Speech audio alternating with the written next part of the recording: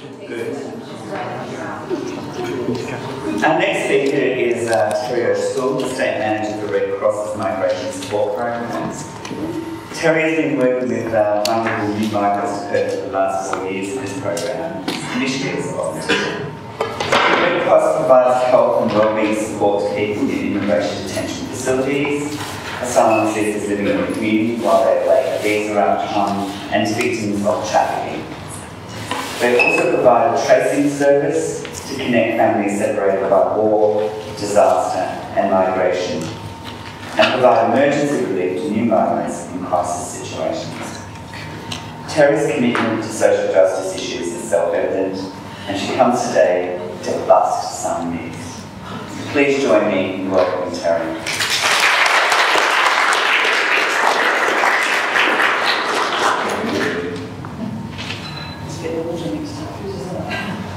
Hi everyone, and thank you for the invitation to come today to present. We love having these opportunities to get out and bust some myths and fill people in on what's actually happening. So I'm just going to start with a little bit about what we do to put it in context. It's been mentioned already, but basically Red Cross, as you may be aware, is an independent, neutral organisation with no affiliation with governments, with religious bodies, and our core mandate is to help the most vulnerable, wherever they may be, internationally and nationally. One of the areas that we've decided to focus on in our strategies up here is on the impact of migration and on assisting people made vulnerable as a result of migration, whatever that vulnerability may be. Asylum seekers, people who've been trafficked, people who come into the country and got themselves into crisis situations. Today mainly I'm going to talk about the asylum seeker cohort, which is where the majority of our work is, we have a much broader mandate and about 6 programs. In summary, where we work in Australia is we look to vulnerable people in detention centres and vulnerable people living in the community. And to us, there's vulnerability through the whole migration progress. But the main areas would be people who come into Australia and ended up in detention, whether that's on the mainland or on Nauru and Downs Island, and or have been then let out into the community and are now living in a state of uncertainty, awaiting their visa outcomes. Once people have their permanent visa, they go into what's called the settlement sector, and there are a raft of agencies contracted by government to look after their needs. And similar needs do we find in the sort of when they first come out of detention. But I guess the added impact of the uncertainty around visa conditions we feel renders people in that space more vulnerable. So that's where we focus our efforts. In detention, we go in and provide a humanitarian monitoring service. So basically, we go in to make sure that people's health and welfare needs are being met.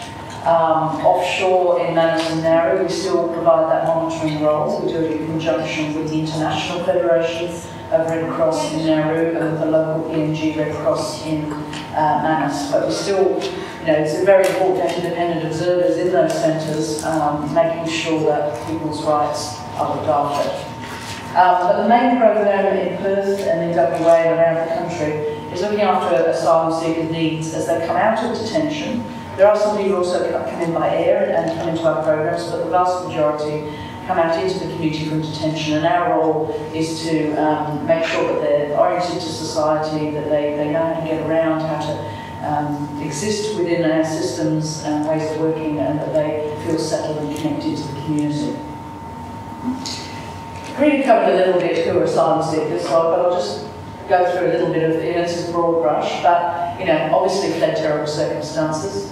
People don't risk their lives getting in leaky boats for no reason, and they certainly don't do it for economic reasons. Often dangerous long journeys to Australia that can take years. So people can a little bit as Karina talked about, but that's not change. People skipping from country to country. Excuse me. Excuse me. People skipping from country to country, and in those countries, being non-citizens, so existing beneath the law and the safety net of any form of social security benefits. Many of them are always under 18 years of age. They're the main family breadwinner. So they've been often the community will bring its money together and, excuse me, frog in my throat. Often the family will send the oldest in the family to find a new life with the hope that they can bring their families behind them. And so these are the unaccompanied minors that we referred to in the last speaker. They've got little prospect of reuniting with their families, certainly under the current laws and the way that things have changed. So the situation at the moment is if they were to get a visa, that, you know, certainly in terms of the temporary protection visa regime that's coming, then it's only for short-term periods of 3 years at a time. They can never leave the country and get back in, and their families can never join them. So little prospect of their ever being a family again. They have limited English. It varies, so some are very good, some are not so good. Limited or no understanding of our cultural norms, no community contacts and friends, limited access to concessions. So mainstream services that other people on a low income would have, our clients don't have access to, for example, transport concessions, access to a lot of services that are prescribed for residents. And we come across that issue an awful lot. For example, someone with a disability can't access to disability support commission services. They can't access transport concessions or energy saver schemes, etc. And they live on around $16 a day while waiting their visa out. And that's after rent, and that's low rent. Now, what we cover today really is to give you a few facts. You know, we're obviously a very neutral organisation. We don't criticise government policy. Bill Reading is within that. There are others out there who do that very well. But I think you could read through some of the you know, in terms of myths. This is about facts. It's about misconceptions out there and misinformation and misconstruing the information at all levels. I think it's really important when we go around and do a lot of these presentations just to get the facts out there to the general public. These are the 4 myths I'm going to talk about. I'll just give you some of the facts around these. Do you want to strap some? Thank you, Betty. I don't think if I try and swallow and talk at the same time, I might choke. And that would be good. But thank you. So the 4 myths I'm going to go through is asylum seekers are illegal, that they're flooding into Australia at an alarming rate, or certainly that was put out there a lot before the votes were stopped, that they're jumping the queue and taking the place of genuine refugees, and that asylum seekers get more benefits than all the new conventions. There are many other myths, but these are the ones that you see around more often than not. Firstly, asylum seekers are not illegal immigrants. They've not broken any laws. Under Australian and international law, anyone is permitted to enter Australia or any other country for the purpose of seeking asylum. And as a country, we have an obligation to protect people's human rights and make sure that these rights are respected and protected, regardless of how people arrive and whether or not they have a valid visa. People mustn't be sent back to a country where their life or freedom would be threatened, and that is the reality, that people seek asylum and take those dangerous journeys and exist for years on the periphery of society because they're not free and they're not able, and all their life is in danger at home. Many have survived some torture and persecution, they've fled human rights abuses, and they've left family and loved ones and a place that they've grown up in, a country that they love. It's not something that people take simply or make an easy decision. It's not for a better life. It's because they have to leave everything that they know in order to survive. So they're often extremely distressed by their experiences. They're planning to rebuild their future, and when they arrive here, they're hoping for compassionate and humane treatment. And to treat them in any other way is just simply not an option. As it says on here, 93% of people who come here seeking asylum are eventually deemed to be genuine asylum seekers and given a protection visa. Now that's been the stats until now. There are some legislative changes happening which are going to impact on that and bring that statistic down, but it's not to do with the genuineness. So I think many people, and I've seen some terrible posts on Facebook about the economic refugees and people's perception.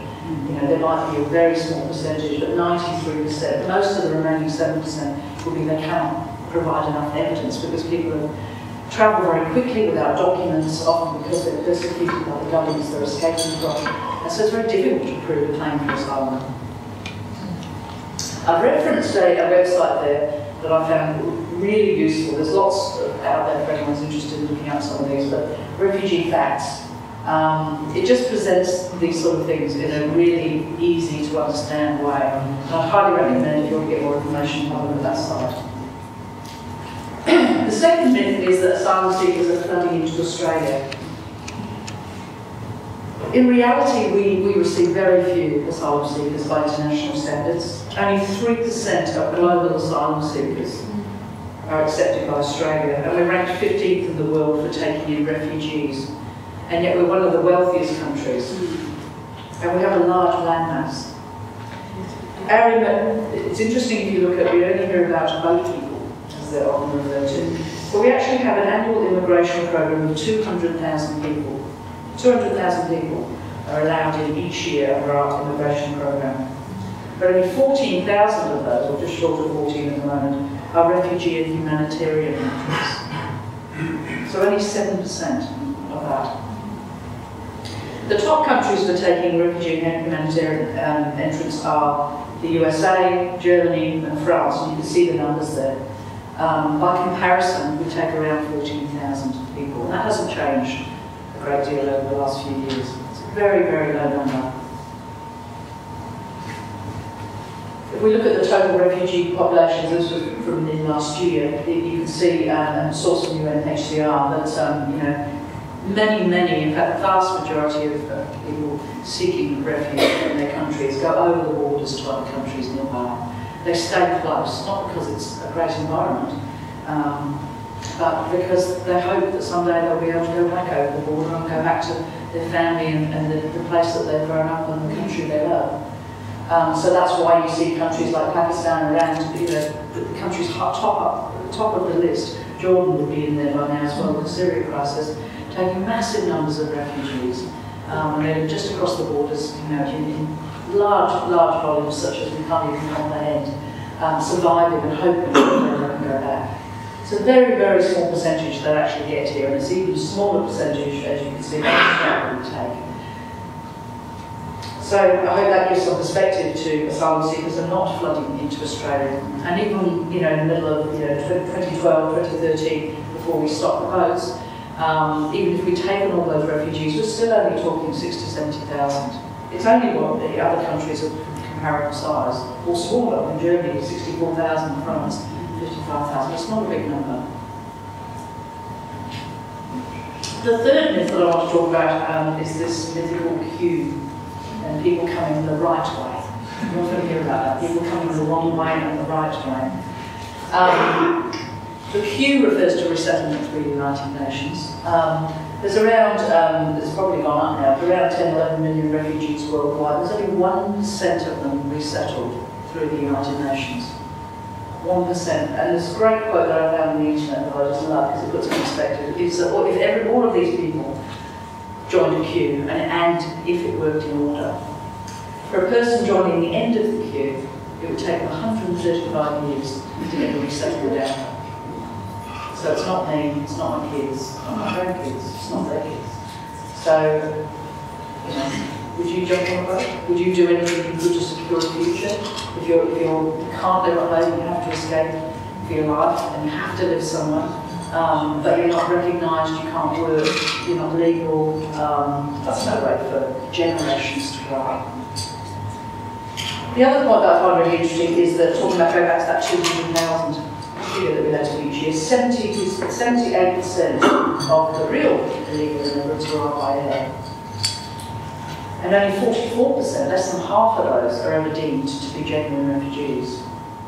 Where 93% of people arrive by boat are seen to be genuine refugees.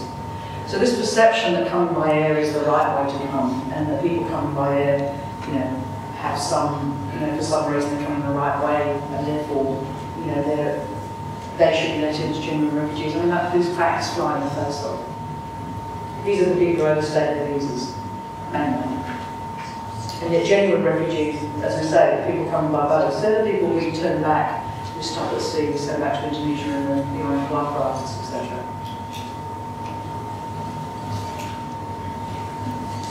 And the last myth I want to talk about is that asylum seekers get these benefits greater than the populace in Australia, an Australian resident. First of all, they have to pass strict health and character assessments before an asylum seeker is allowed into the community and gets any benefits whatsoever. These are people who've arrived with nothing, with no money. They would live on the fringes as they do now, but even more on the fringes of society, living in parks and not able to subsist. They have to be given some money. The money that they're given by the government is, depending on which program, we have 3 programs they can be referred to. But between 60 and 89%, 89% is the maximum of the basic Centrelink allowance. So that's your basic new start. And that's about $440 odd a fortnight.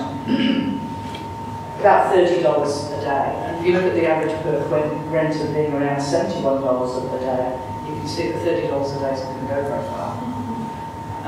The vast majority of our clients will end up sharing a house, and if they're very lucky, they can get around $100, $150 a week rent.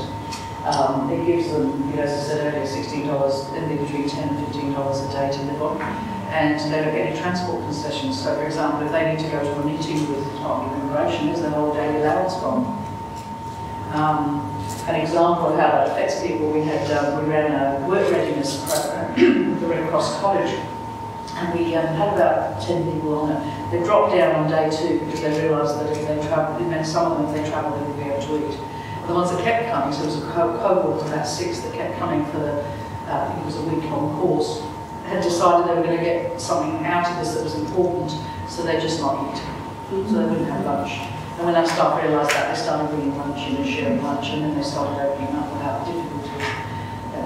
So often it's a decision between, shall I go to that meeting or eat, or I have to go to that meeting, therefore I can't eat. And that causes big problems for us because, one of the biggest threats to people is becoming more and more marginalised and isolated. And one of the main things that our clients would say to us is, in terms of their number one need is English. Need to get better at English and to integrate with the community. They want to meet Australians, they want to get to know Australians, they want to be part of this country. They're so thankful to be here. Pretty hard to integrate, we've got no money to leave the house. And so increasingly we work on ways of finding ways for people to get out and about, because the wait for a visa is so long, so that people can integrate as volunteers, or they can do some recreation, and they can in particular join in things in their local community. The events might be free, but they've got to get to them, and they've got to feel welcome and take that first step. And you can imagine how daunting that is with the public discourse around this area, how daunting it is to step out and try and do that. And so, whenever we run events and they know they're in a safe environment, it's just so lovely to see how grateful people are. But, if only more of that could happen in the broader community, it would make us all better. So, before I go to questions, I'll just leave you with a couple of other facts, which is interesting. I don't know if many of you know, but at the moment, the UN is actually investigating Australia for, in essence, crimes against humanity. For the inhumane treatment and torture that we inflict on asylum seekers by having us in mandatory detention. So mandatory detention, which is people are detained when they first come into Australia. We're the only country in the world that do that for extended purposes. The only country in the world that do that. And it's now bringing attention to people because many people who are in detention have been there for a long time. It's been proven beyond any doubt, and we walked through doubt, 3 months will damage people's mental health. And we are severely damaging people's mental health with, we've had people come out recently been in detention for a year and a half. And that's added to how long it took me to get here. So there's an investigation going on at the moment, we're right up there, it's one of the country's dictators as a country. And as a community, we would let this happen. The other thing I've learned recently, which is interesting, is that there's always a battle between the courts and the government on, courts holding the government to account.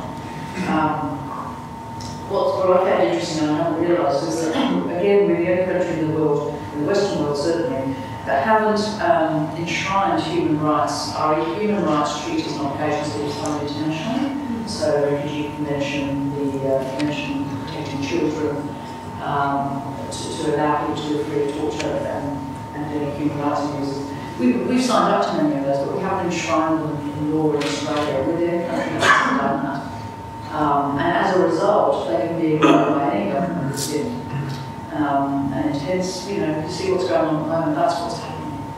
If they were enshrined in law, then human rights lens would be brought over some of the decisions that are happening, because they have to be. So that's a very big challenge, not just for this area, but for all people with disability, for vulnerabilities in its many forms. That's something as a community we should be demanding to be addressed. And as a result, the Migration Act amendments that are all sent at the moment, if they're passed, will completely cut out the courts. That is what is intended if you look at the law principles in them. That there will be no recourse to courts whatsoever for people seeking asylum here. It will be entirely at the discretion of the Minister and the Government as to who stays, goes, and how decisions are made.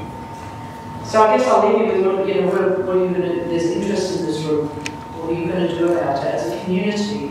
Call out any government to account. We can raise the issues. We actually take it upon ourselves as Red Cross to go out and do these myth-busting talks, and we also have a schools education program. So we're working on the grassroots up in terms of just making people aware of some of these things so they can decide what to do. And I hope that there's a couple of things in what I've said that maybe you didn't know before, and this is assisted you to get a better feel for the issue. But I do leave you with just to think about is what are you going to do? How important is this issue? Do you think this is right? And if you don't, what are you going to do?